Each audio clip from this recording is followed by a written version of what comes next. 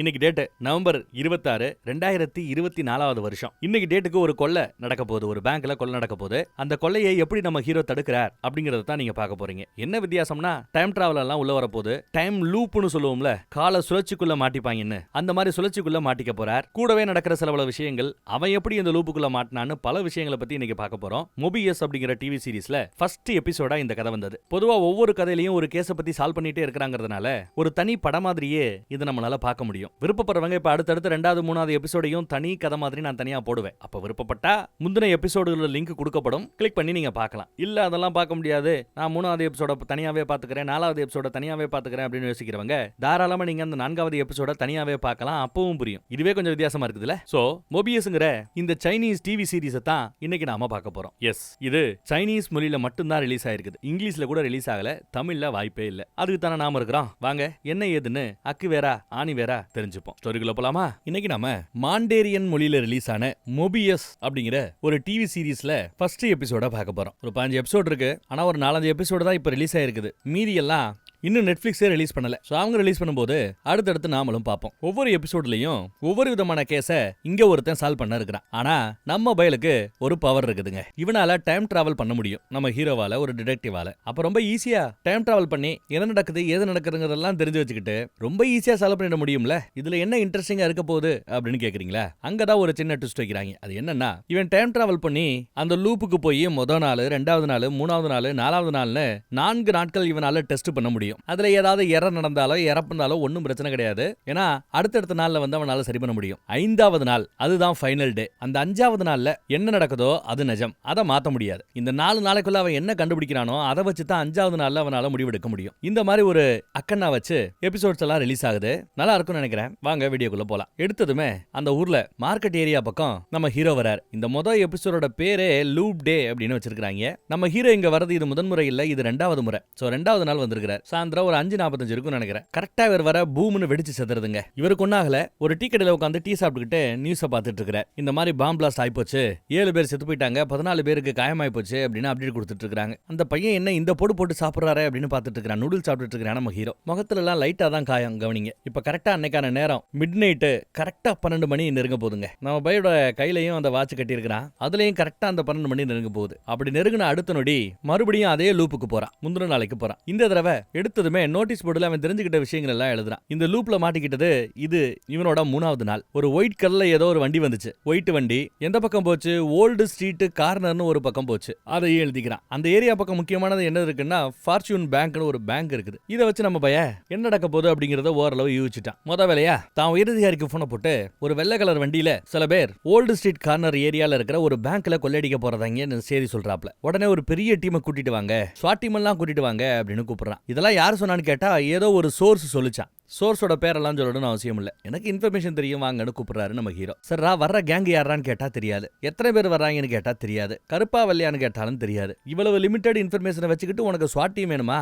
அதெல்லாம் ஒரு மண்ணு கிடையாது, போனை வை அப்படின்னு போனை வச்சிட்டார். நம்ம பயலுக்கு கடுப்பா இருக்குது. இந்த டீடைல் எல்லாம் தெரிஞ்சுக்கணும்னா கொஞ்சம் முன்னாடியே கிளம்பி அந்த பேங்க்லயே போய் உட்காரணும். சரி, நீ இவனு முன்னாடியே போய் பேங்க்குள்ள உட்காந்துட்டு இருக்கான். இப்ப மணி அன்னைக்கு ஈவினிங் 5:35 ஆயிடுது. ஒரு டெலிவரி பாய் வண்டி வருதுங்க. வண்டியை நிப்பாட்டிட்டு அந்த பேங்க்குள்ள டெலிவரி பண்றதுக்காக போறான். செக்யூரிட்டி நிப்பாட்டுறாரு. டெலிவரி எல்லாம் உள்ள அலோவ் பண்ணக்கூடாது, கேட்லயே நில்லு அப்படிங்கிறாரு. பேக போட்டுவிட்டு துப்பாக்கி எடுத்து செக்யூரிட்டியை காமிச்சு மிரட்டுறாம. பின்னாடியே அந்த வண்டியில இருந்து நிறைய பேர் இறங்குறாங்க, பெரிய பெரிய பேக்கோட. பேங்க கொள்ளடிக்க போறோம்னு துப்பாக்கி காமிச்சு மிரட்டுறாங்க. பேங்கோட திரை எல்லாத்தையும் இழுத்து மூடுறாங்க. எல்லாருமே பயப்படுறாங்க. நம்ம ஹீரோ உட்பட அங்க இருக்கிற எல்லா பேரையும் பிடிச்சி ஒரு மூலையில தள்ளுறாங்க, உட்கார சொல்றாங்க. பணத்தெல்லாம் எடுத்து நிரப்புங்கடாங்கிறாங்க. ஒருத்தர் அந்த பேனிக் பட்டன் அமுக்க போறாரு. அப்படி பட்டன் அமுக்கிட்டாருன்னா கொள்ளை முயற்சி நடக்க இருக்கிறதுங்கிறது அவங்களுக்கு போலீஸுக்கு தெரிஞ்சு போயிடும். அதுக்காக அவரு அந்த வயலை சுட்டு கொண்டுறாரு. இதை பார்த்ததை எல்லாரும் நிலைமையோட தீவிரத்தை புரிஞ்சுக்கிட்டு வருத்தப்படுறாங்க. பணத்தை அள்ளி கொட்ட ஆரம்பிக்கிறாங்க. பேங்க்ல இருக்கிற பணத்தை எல்லாம் இவங்க கொள்ளடிக்க ஆரம்பிச்சிட்டு இருக்காங்க. அதே சமயம் ஒரு பாமையும் பேங்க்ல செட் பண்றாங்க. 10 நிமிஷத்துல வெடிக்கிறாப்ல செட் பண்றாங்க. அதுக்கு கேப்ல இங்க இருக்கிற எல்லா பேரோட மொபைலையும் வாங்கி வச்சுக்கிறாங்க. அப்போ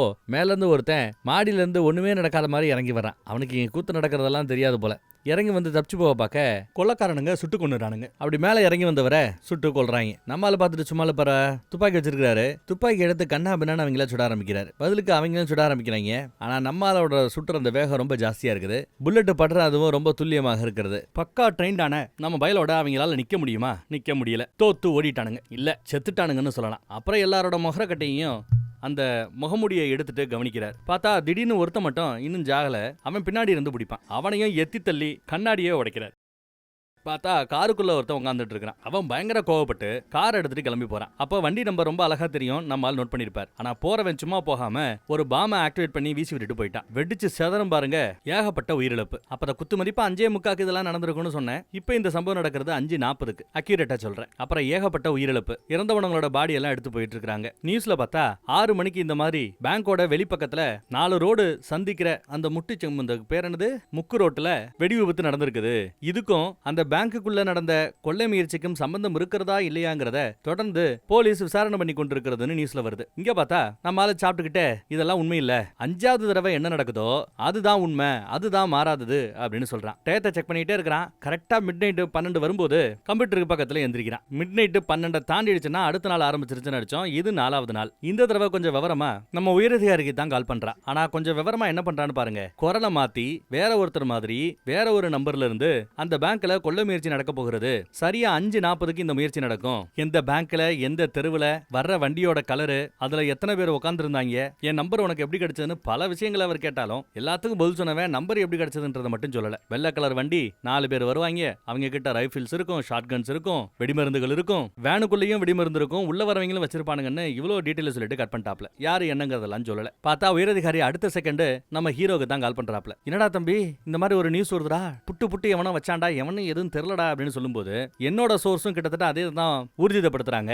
பெருசா ஏதோ நடக்க போகுது அப்படிங்கிறான். சரி அலர்ட்டா இருப்போம்னு இப்போ உயரதிகாரி ஆட்கள் அனுப்ப தயாராக இருக்கிறார். அப்பயும் ஸ்வாட் டீம் எல்லாம் வரல, இவங்க டீம் தான் வந்திருக்குது. வழக்கம் போல 4வது நாள்ல டெலிவரி பாய் பேக் எடுத்துட்டு போறான். பின்னாடியே ஒரு வெள்ளை கலர் வேன் வந்து நிக்குது. டெலிவரி எல்லாம் அலவுட் இல்லன்னு வெளியில நிப்பாட்ட சொல்லிட்டு செக் பண்ணும்போது துப்பாக்கி எடுத்து செக்யூரிட்டியை பிடிப்பான். வழக்கமா நடக்கிறது இதுதான். அப்புறம் வண்டிக்குள்ள இருந்து ஆட்கள் இறங்கி வராங்க கன்னோட. அதே சமயம் உள்ள நம்ம ஹீரோ செக்யூரிட்டியை பிடிச்சிட்டு இருந்தவனோட துப்பாக்கியை பிடிங்கிறாரு. அவனை கீழே தள்ளி விட்டுறாரு டெலிவரி பாய். வெளியில இருக்கிற போலீஸ் துப்பாக்கி முனையில அவங்க எல்லாத்தையும் ரவுண்டு கட்டுறாங்க. உள்ள அடி வாங்கினவன் எந்திரிச்சு நம்ம ஹீரோவோட துப்பாக்கியை புடுங்க முயற்சி பண்றான். வெளியில அவங்க கண்ணா பின்னான்னு சுட முயற்சி பண்றாங்க. எக்கு தப்பா சுட்டு நம்ம பிள்ளை எல்லாத்தையுமே கொண்டு போடுறானுங்க. நம்ம ஆட்கள் வெறும் தம்மா துண்டு துப்பாக்கியை வச்சு சண்டை போட்டா அவங்க 50-60 தோட்டாக்களை உள்ள தள்ளுற ரேஞ்சுக்கு அடிக்கிறானுங்க. டப்புன்னு நம்மால் வெளியில வந்தவரு அவங்க எல்லாரையும் சுட்டு தள்ளுறாரு. ஒவ்வொருத்தனா சுட்டு தள்ளுறாரு. டிரைவர் உட்பட கிட்டத்தட்ட எல்லாரையும் கொண்டு போட்டாரு. ஆனா அந்த டெலிவரி பாய் கையில ஒரு ரிமோட் இருந்திருக்குங்க. அவன் காருக்குள்ள இருக்கிற அந்த பாமை வெளியில இங்க கடந்தே ஆக்டிவேட் பண்ணி விட்டுட்டான். வெடிச்சு செதறனதுல பக்கத்திலே இருந்த நம்ம ஹீரோ அவருமே செத்து போயிட்டார். பொதுவா மிட் நைட் நேரத்துல சாப்பிட்டுட்டு நியூஸ பாத்துக்கிட்டே இருப்பேன் நம்ம பையன். இந்த தடவை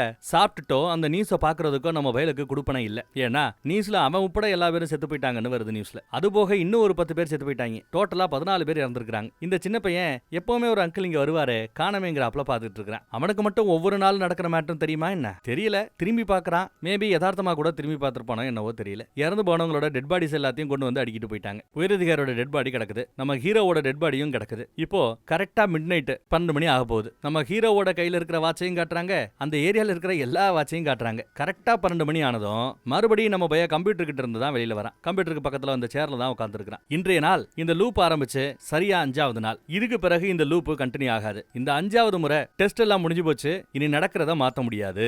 என்ன பண்றதுன்னு நம்ம பையன் இந்த தடவை ரொம்ப ஆழமா யோசிக்கிறான். உயிரிழப்பே ஏற்படாம இந்த பிரச்சனையை சால்வ் பண்ணணும் அப்படிங்கறது அவனோட ஃபர்ஸ்ட் பிரியாரிட்டி. உயரதிகாரிக்கு போன போடுறான். என் மேல நம்பிக்கை இருக்குதா அப்படின்னு கேக்குறான். இருக்குங்கிறாரு. அதோட கட்டு பார்த்தா நம்ம பல்கை எல்லா பேரும் அந்த பேங்க்ல எம்ப்ளாயீஸ் மாதிரி யூனிஃபார்ம் போட்டு பேங்கோட ஆட்கள் மாதிரி பேங்க்குள்ளேயே வேலை பார்க்கறாப்ல இருக்காங்க. ஒரு வாடிக்கையாளர் கூட உள்ள இல்ல, செக்யூரிட்டி கூட இல்ல. எதிர்பார்த்தாப்லயே டெலிவரிக்காக ஒருத்த வரான். செக்யூரிட்டி கூட இல்லாம அவனே துப்பாக்கியால எல்லாரும் ஹேண்ட்ஸ் அப் பணத்தை கொடுங்கன்னு கேட்டதும் ஏற்கனவே கட்டுக்கட்டா வச்சிருந்த பணத்தை அள்ளி அள்ளி கொடுக்குறாங்க, தூக்கி போடுறாங்க. அதுக்கப்புறம் தான் வெள்ளை கலர் வண்டி வருது. அப்புறம் அங்கிருந்து ஒரு 4 பேர் இறங்குறாங்க. அவங்க உள்ள வந்து பார்த்தா அதுக்குள்ள பணம் இங்க கொட்ட ஆரம்பிச்சிருச்சு. எல்லாத்தையும் அள்ளி அள்ளி கொடுக்கறது நம்ம ஹீரோ தான். பயப்படுறாப்ல ஒரு ஆக்டிங்க போடுவார்.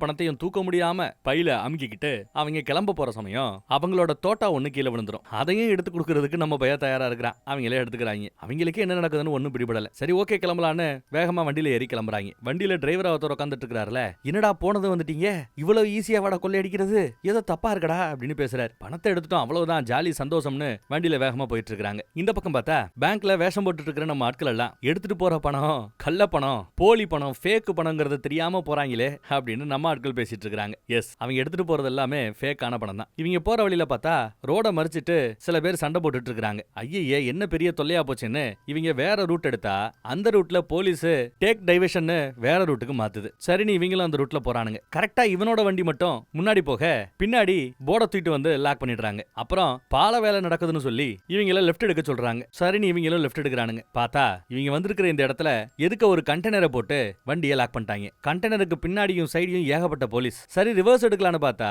பின்னாடி 2 போலீஸ் வண்டிகளும் வந்து சரண்டர் பண்ணிடுச்சு. சுத்து போட்டாங்கடா மச்சான் அப்படின்னு உள்ள இருந்து சில பேர் கத்துறானுங்க. இன்னும் பத்தாதுன்னு ஏகப்பட்ட வண்டியில ஆட்களை வந்து இறங்குறாங்க. இடிச்சு தள்ளு அப்படின்னு சொல்லும் போது அவன் உடனே இடிக்கிறதுக்கு கிளம்பும் போது ஸ்னைப்பர் மேல இருப்பாப்ல கரெக்டா குறி வச்சு டிரைவரை போட்டுறாரு. வண்டி எங்கேயே இடிச்சுக்கிட்டு நிக்குது. டிரைவரோட சோலி முடிஞ்சு போச்சு, செத்துட்டாங்க. இதுல வேற கொஞ்ச நேரத்துக்கு முன்னாடி அவங்க அந்த பேங்க்ல கொள்ளையடிக்க போகும்போது இல்ல கொள்ளையடிச்சிட்டு பணத்தை எடுத்துட்டு வெளியில வரும்போது எனக்கு கெட்ட கனவு வந்துச்சு, நம்ம எல்லாம் செத்து போறாப்ல கனவு கண்டேன்னு ஒருத்தன் சொல்லியிருப்பான். கூட இருக்கிற எல்லா பேருமே நானும் அதே மாதிரி கனவு கண்டேன்னு இருப்பாங்க. இப்ப அந்த கனவு நினைவா போயிடுச்சு. துப்பாக்கியில கீழே போட்டு சரணடைஞ்சிருங்கன்னு மைக்ல கத்துறாரு ஒருத்தர், ஸ்பீக்கர்ல கத்துறாரு ஒருத்தர். நம்ம ஹீரோ கூட இங்க வந்துட்டாப்ல இவங்களை பிடிக்கிறதுக்கு. எல்லா பிளானையும் பக்காவா போட்டுருக்கிறது நம்ம பையதான். மாட்டிக்கிட்டோம், இதுக்கு மேல என்ன பண்றதுங்கிறாப்ல கையை தூக்கிக்கிட்டு நாங்க சரணடைகிறோங்கிறாப்ல வெளியில வராங்க. ஆனா எல்லாம் நடிப்பு. வந்ததும் புகை குண்டுகளை போட்டுறானுங்க. ஃபுல்லா புகையா ஏற வசதியா போச்சுன்னு துப்பாக்கி எடுத்துட்டு கண்ணா பின்னான்னு சுட்டுறானுங்க. எல்லாம் பெரிய சைஸ் துப்பாக்கிங்க. நம்ம ஆட்கள் கிட்ட கவசம் இருக்குது, அதனால சேஃபா தான் இருந்து நம்ம ஆட்கள் சுட்டுட்டு இருக்காங்க. ஹீரோ மட்டும் அவங்க கிட்ட நெருங்கி போக முடியுமான்னு கொஞ்சம் கொஞ்சமா முன்னேறி வந்துட்டு இருக்கான். அசராம அந்த கொள்ளக்காரங்க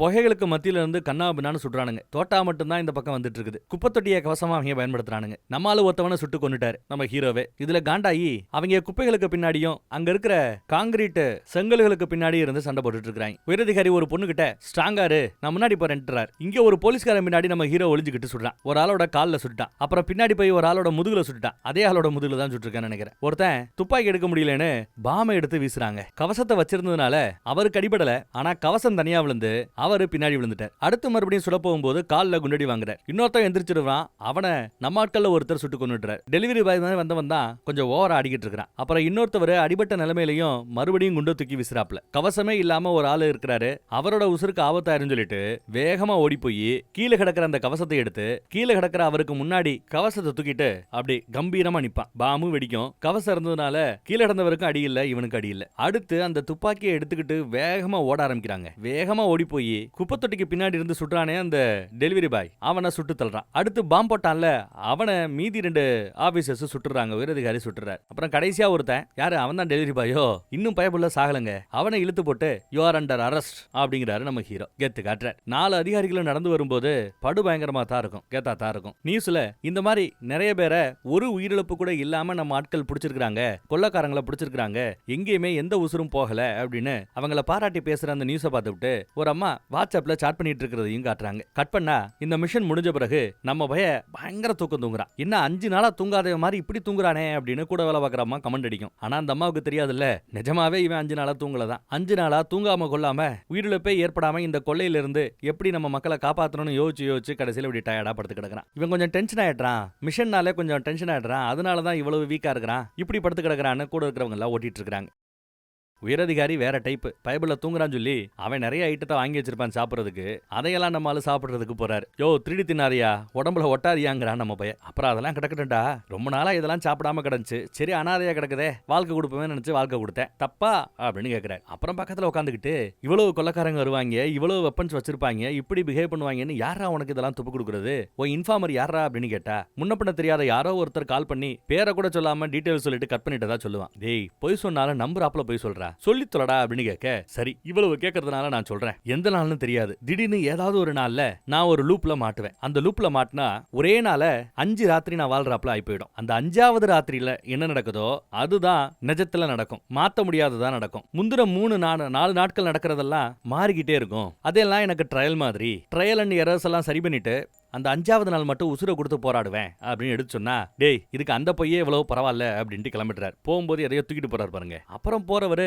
திடீர்னு ஏதோ யோசிக்கிறார். இந்த பக்கம் பார்த்தா நம்ம பையன் எதையோ மார்க் பண்றாங்க காலண்டர்ல. இப்ப பிளாஷ்பேக்கு போறோம். ஒரு காலத்துல நம்ம பையன் இந்த கேம்லாண்டு ஏதோ காசு பாக்குற ஒரு வேலை பார்த்துட்டு இருந்திருப்பான். கேம்ல தொடர்ந்து ஜெயிச்சிட்டு இருக்கிறான். இதனால காண்டான இன்னொரு குரூப், ஏண்டா ஹேக்கிங் யூஸ் பண்ணி ஜெயிக்கிறியாடா நாயே அப்படின்னு வந்து நம்ம பையல அடிச்சு கன்னத்துல ஒரு பக்கத்துல வீங்கி வச்சிட்டானுங்க. இதுல நம்ம பையன் காண்டாயி சரக்கடிச்சிட்டு ஸ்விம்மிங் பூல் பக்கம் கிடக்குறான், உளறிக்கிட்டு கிடக்குறான். அது எப்பறம் நீங்க என்ன அடிக்க போச்சு, ஜெயிச்சா ஹேக் பண்ணி தான் ஜெயிக்கணுமா, ஏன் நேர்மையா எங்க மாதிரி ஆட்களால ஜெயிக்க முடியாதா, அப்படி இப்படின்னு உளறிட்டு இருந்தவன் தண்ணிக்குள்ள விழுந்துடுறான். தண்ணிக்குள்ள விழுந்த பிறகு நீந்தி நீந்தி மேல வர முயற்சி பண்றான். கரெக்டா அது மிட் நைட், அந்த 12 மணி ஒரு வழியா மேல வந்துட்டாங்க. அப்பாடா அப்பாடா அப்படின்னு உசுறு போய் உசுறு வந்தாப்புல இருக்குது அவனுக்கு. இவனுக்கே தெரியாது இந்த நொடி இவன் லூப்புக்குள்ள போயிட்டாங்கிறது. அதெல்லாம் தெரியாம அன்னைக்கு ஃபுல்லா வாழ்ந்துட்டான். அன்னைக்கு மிட் நைட் 12 மணிக்கு படுக்கலான்னு வரும்போது, டேய் இந்த ஒரு கேம் மட்டும் விளையாண்டு போண்டா அப்படின்னு ஒரு நண்பர் கூப்பிடுவார். அட போடா எனக்கு தூக்கம் வருதுறான்னு கரெக்டா தூங்க முயற்சி பண்ணும்போது மிட் நைட் 12 மணி ஆனதும் மறுபடியும் அந்த ஸ்விம்மிங் பூலுக்குள்ள இருந்து தான் முழிக்கிறான். சுத்தியும் முத்தியும் தண்ணி. ஐயோ அப்படின்னு பதறிக்கிட்டு மேல வரான். பார்த்தா வாக்கிங் போறவரு ஒன்னும் பிரச்சனை இல்லையேங்கிறாரு. அப்புறம் அந்த பக்கம் ஒரு ஜோடி நடந்து வரும். எல்லாம் நோட் பண்றான். அடுத்து பாருங்க ராத்திரி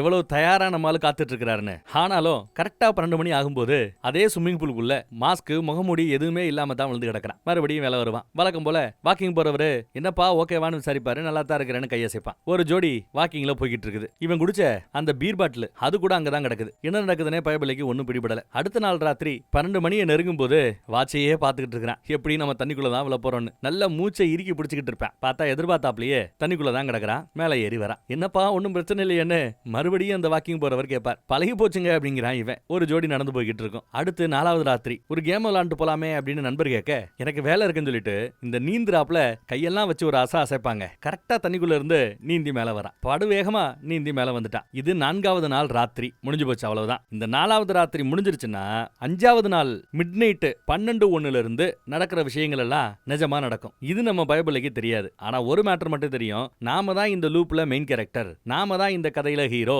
அப்படின்னு நினைச்சு சிரிக்கிறான். கெத்து காட்டலாமே நினைச்சுட்டு மிட் நைட் நேரமா பார்த்து தன்னை அடிச்சு வீங்க வச்சாங்கல்ல அந்த பய கிட்ட போய் உரண்டலுக்கிறாரு. மூஞ்சிலே ஒரு குத்து விடுவான். நான் தாண்டா இந்த கதையில ஹீரோ, என்ன மீறி எதுவும் நடக்காரா அப்படின்னு சீன போடுவாப்ல. அடிக்க வருவாங்க. ஒரு நிமிஷம் இருங்க அப்படின்னு வாட்ச பாக்குறாங்க. மிட் நைட் நெருங்க போகுது. ஓகே போயிட்டு வரேன் அப்படின்னு ஸ்விம் பண்றாப்ல ஜம்ப் பண்ணுவான். இவன் நினைச்சிட்டு இருக்கான் ஸ்விமிங் பூல்ல எந்திரிப்போன்னு. அதான் இல்ல. ஏன்னா இது 5வது நாள். நடக்கிற எல்லாம் நிஜம். அடுத்தடுத்த நாட்கள் கண்டினியூ ஆகும். இது தெரியாது. இன்னைக்கு தான் அந்த மேட்டரை கத்துக்கிறான். ஆனா இந்த கத்துக்கிறதுக்கு அவன் நிறைய விலை கொடுக்க வேண்டியிருந்தது. பாத்ரூம்ல பின்னாடி இருந்த வந்து அப்படியே அலாக்கா பிடிக்க அடிச்சு துவம்சம் பண்ணிட்டாங்க. நடக்க கூட முடியாம மண்புழு மாதிரி ஊந்து வரான் பாருங்க. இப்படித்தான் கொஞ்சம் கொஞ்சமா நம்ம பைய அந்த லூப் மேட்டரை பத்தி கொஞ்சம் டீடைலா இன்டெப்தா கண்டுபிடிக்க ஆரம்பிக்கிறான். சில நாட்கள் ரொம்ப முக்கியமான நாட்களா இருக்கும். என்னைக்கு லூப்ல மாட்டுவாங்கிறத அவனுக்கே தெரியாதான். ரொம்ப முக்கியமான நாள்ல அழகா சூப்பரா செதுக்கிட்டோம் நினைச்சிட்டு இருப்பான் பாருங்க. இப்ப கூட பாருங்க ஏதோ ஒரு கோபுரம் மாதிரி செய்யணும். காலையில இருந்து போராடி பயங்கரமா ரெடி பண்ணி சூப்பரா நிக்குது. பசங்க கிட்ட காட்டலாம் நினைச்சிட்டு இருப்பான் பாருங்க. கரெக்டா 12:01 ஆகும்போது அந்த நாள் லூப்ல மாட்டிருக்கும்.